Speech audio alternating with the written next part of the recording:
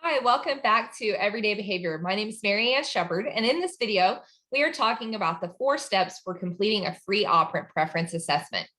So, like we talked about in the last video, a free operant preference assessment is where you kind of place the video or the toys or the activities, the potential reinforcers in front of the child in an open area or openly available, and you are kind of seeing how they select with no requirement or demand what to play with. One thing that I encourage you to do is think about what are all your types of reinforcers.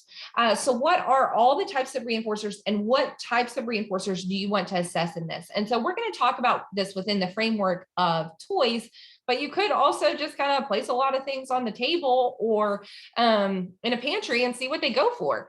If they're in there, do they go for the cereals? Do they go for the fruits? Do they go for the candies? What do they go for when they're given a free opportunity to choose in the pantry? What's their go-to?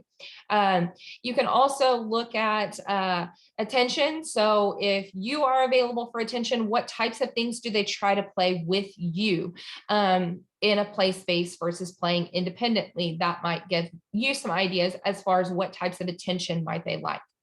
So you're going to pre-select approximately 5 to 10 toys, items, or things that you think will be interesting, engaging, and reinforcing.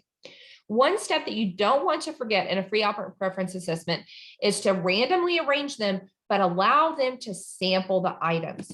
So don't forget to show them each of the items and let them briefly sample it. So if you're going to do something out of the pantry, make sure that you let them try a Cheerio first. Make sure that they see what box the Triscuits are in. Make sure that they know where the fruit snacks are and the granola bars or whatever it is that you want them to be able to sample. If you are doing edible, just again, watch for that satiation, because by the time they eat a couple of different things, kids with edible on a free operant are going to take a whole handful of Cheerios. They're going to eat the whole granola bar. And so you may have to do this a couple of different times or in a couple of different sessions. Whereas with toys, you can allow them to freely access that. Make sure that you remove things that you don't want them to access. And so if you're doing this at home or in the classroom and you just kind of leave them to have their free time, they may gravitate towards things that they like the computer or the iPad or the TV, and that maybe are not available or that you don't want. Maybe you're trying to get away from that type of reinforcer and look at other types of reinforcers. And so make sure you just remove or clearly indicate that those are not a choice during your free operant assessment. And so it may be that you have to do this in another room. But show all of the items to the child, allow them to sample the items. Then you want to allow the child a set amount of time, typically approximately 10 minutes, to freely engage with the items. You're recording 2 things in this preference assessment: the frequency in which they play with the items. So how many times do they touch each of the items that you're recording? And so every time they engage with it or touch it, you record a frequency of 1 for each instance of playing with the item. And then you record the duration of time that they spend with it. So it may be that they picked up the toy phone 10 times, but they only spent a duration of 30 seconds. So they pick it up and they look at it, they push the buttons and they set it down. They pick it up and they look at it and they push the buttons and they set it down. But maybe they only play with the Legos once, but they played with the Legos for 5 minutes. So then you want to look at, okay, so how do we combine or interpret this data based on frequency and duration?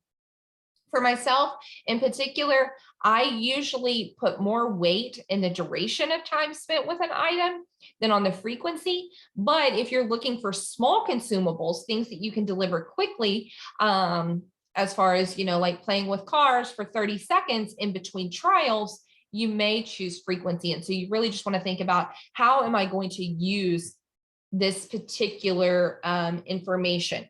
And again, it depends on if you're using edibles or activities, because when you're looking at tickles, it may be that tickles are easy to deliver and you can do those quickly, and so you don't really have to look at the duration on that. You want to know the frequency. Or even with edibles, it takes 30 seconds to eat most things, and for a mini M&M, it may only take 5 seconds, and so it's not as applicable to record the duration in that specific circumstance.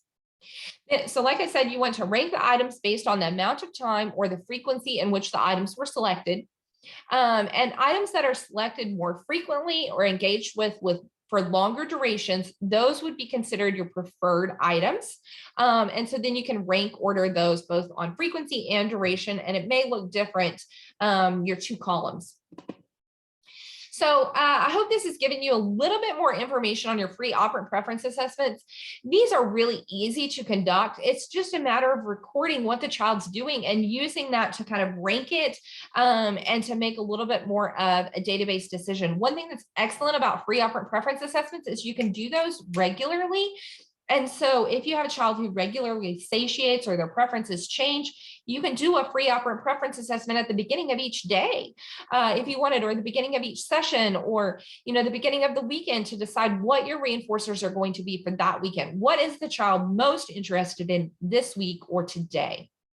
For more information, you can find us on everydaybehaviors.com. You can also like us on Facebook, subscribe to us on YouTube. You can find us on Instagram.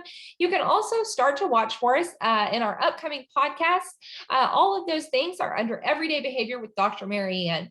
I want to thank our partners in this. And as always, part of these are funded in part with the Oklahoma State Department of Education, also the Oklahoma Parent Center and Oklahoma Pediatric Therapy Center. I want to thank each of our partners in the efforts on these videos, and we encourage you to continue watching and continue growing. Thank you.